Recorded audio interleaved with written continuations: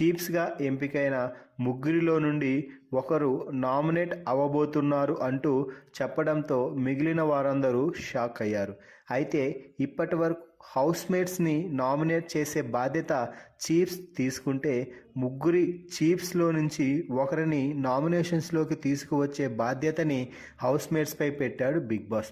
దీనితో హౌస్లో ఒక్కసారిగా రచ్చ జరిగింది. హౌస్మేట్స్ ఒక్కొక్కరి పేరు చెప్పడంతో చాలాసేపు ఈ వాదన అలాగే సాగింది.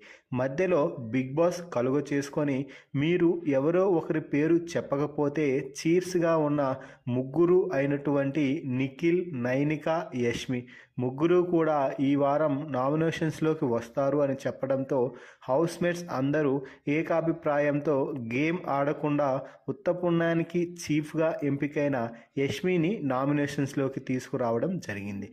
దీనితో యష్మి బాధ